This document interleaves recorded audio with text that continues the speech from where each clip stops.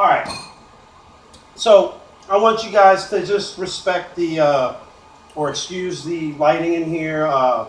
This was kind of an impromptu thing. Me and my buddy, Sean Lee, Hambone. Hambone, Sean. I'm just either way. What is it these days, man? Most of the times I am drunk.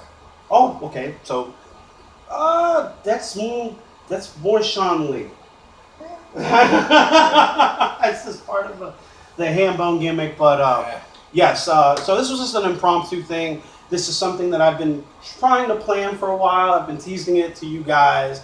I've been trying to provide a little bit more material out there for you guys to entertain yourselves. And this time that we're in right now, so as you can see, we're practicing social distancing and not so much the eating. You know, we're kind of just taking whatever we can here. But you know, me and Hambone and the boys, we go back about 10 years now.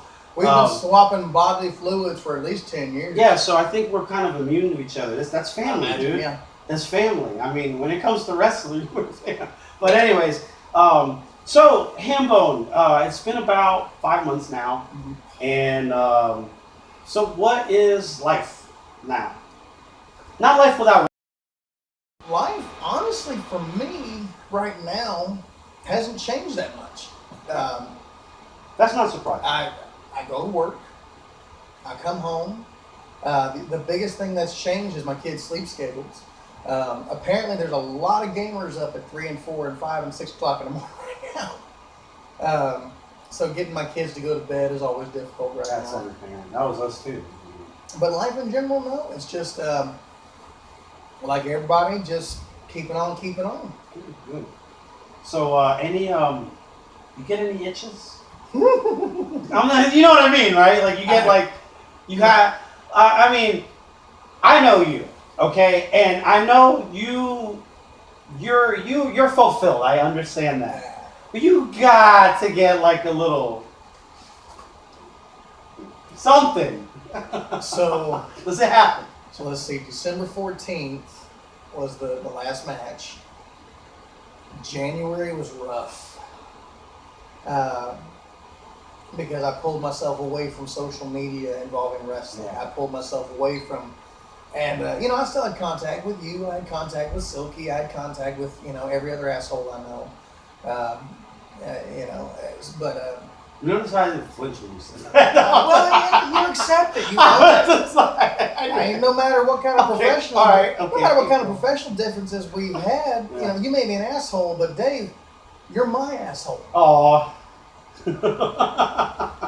Cheers to that, man. All right. Yeah, it's we've had some good times. I mean, we're always going to have good times. So that's the thing. And a very important thing is, and I don't want to say we don't need wrestling. Me and him don't need wrestling. We bonded over it. But that's what brings us together. So so basically, we've got that. I want to move on a little bit and just explain to everybody. So what the concept I have going on now is basically type of like a watch along thing, and you can either watch a movie that me and today Hambone will be watching. You can either watch it with us. We have our video queued up, of course, due to rights and such and courts. We have the sound down. So all the audio that you're going to be getting is going to be related to the movie coming from Hambone and myself. And I'm going to be doing this from time to time with different wrestlers, different talents. I feel like this can get a look into, people's creative sides, because when I find with movies and a lot of wrestlers, and I think you feel the same way, we all like different types of almost fantasy genres. So we all have kind of like a different... But I think it tells people who you are. Yeah. And so today we're going to be going through a childhood favorite of mine, Hambone, and everybody our fucking age.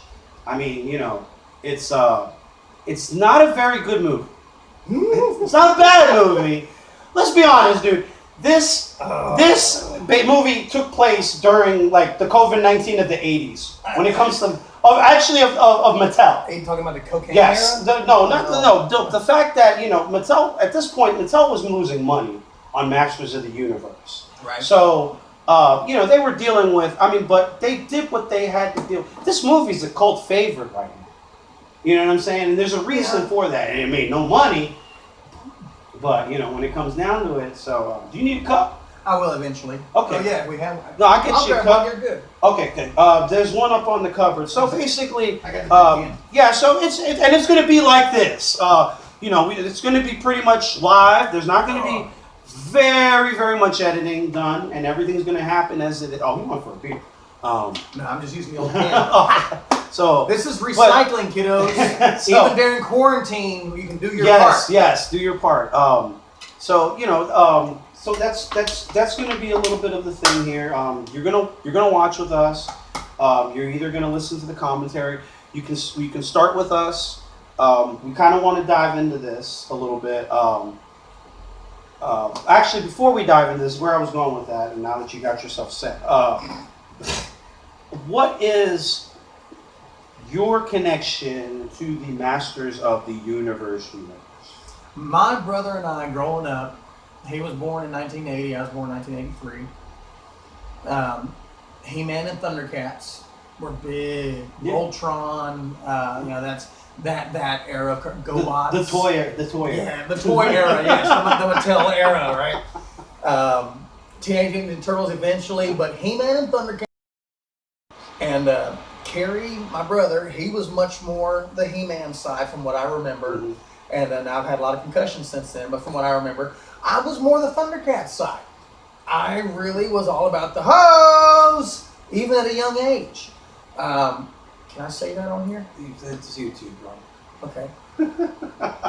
And if my wife's watching, love you, baby. If there's kids in here watching me, their parents should be watching. Let's be honest. If there's kids following your page, that's the parents' fault. That's a whole nother subject.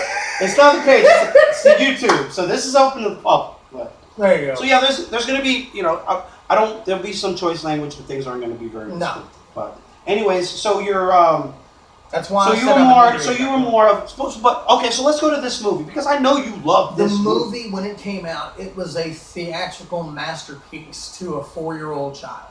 Okay. It was bright. It was loud. It was fast. Mm-hmm. That's awesome. It was Dolph Lundgren. And see, we had just seen him. I can't remember if I had seen him right before this or right after this in Rocky IV as Ivan Drago. This was my introduction to him too. Once they advertised it as Rocky IV though in the commercials, they wanted to piggyback off of Rocky. Right. So they're like, you know, Dolph Lundgren from Rocky IV is. He like this is like Franklin Joe. Like, because Franklin Joe is a badass. Yeah. We'll get more into him later. But you know, that was the whole thing. And I think that was the selling point too. Was Rocky IV? They and that was pretty much what got him the role. Let's be honest. Yeah. But yeah, I like you. I know I saw this first, and then I wanted to see Rocky IV. I liked him in Rocky IV more, but that's a whole other story. We may have, you know, we got to watch some good movies from time to time too. Yeah. And where does that one fall in, good or bad? What? Rocky IV? Yeah. It's not a bad movie. Okay. I mean, but out of the selection of Rocky movies, it's not the best either. No. Not the worst. Probably ranks 4th for me. Yeah, we can do a whole video on that. I might put it a little bit higher, but I mean, to be fair, I don't put Creed in there. I look at that as a Splinter. Fair. Okay. So that changes things. Then. Yeah, you're gonna look in your top 3 and eat it 4 maybe. But as far as Masters of the Universe goes, no, it was, you know, and I had watched all the cartoons because that's what my brother watched it. I got into it because my big brother was into it. Yeah. And we had a bunch of the toys. We had Rock-On, we had Fisto, we had Too Bad, we had... Gimmicks. We had 2 or 3 different He-Mans. Because there was like 7 or 8 different versions of He-Man. Yeah. Assholes. Roboto. Our parents are so pissed. Man. I was terrible. I goddamn another one. You already have a He-Man doll. But there's 17 more! But that one shines in pink and that one shines in pink. Yeah. They kind of ruined us with that. Label swap. Oh, it's just like DLC content. Yeah. Yeah. I think my thing with, you know, I like you. I couldn't even tell you how, you know, as far back as I could recollect, I had the toys and everything, and then I watched it religiously as the cartoon. And, you know, and I wouldn't say it's a heavy nostalgia thing. I like the cartoon. There's a Masters of the Universe fandom that is familiar with the toys. Mm-hmm. There's a Masters of the Universe fandom that's familiar with the cartoon, which is a large, because that's when it blew up. Yeah. You know, and you know, I think today, you know, the reason why this franchise is still around is it's because of us. Because really, at the end of the day, I don't really think Mattel really cares about it. And I just only say that they bring it back out every 10, 15 years for a cash grab. Not once has this product had any kind of continuity. There's no canon to it. No. Like when they pitched it, they admitted it on the toys. They said we had no plan. They bullshitted their way. Yeah. That's why we have no canon. You know, and the thing is, for, you know, that was in 82, 83. You know, it's been around for almost as old as we are, so it's almost 40 years.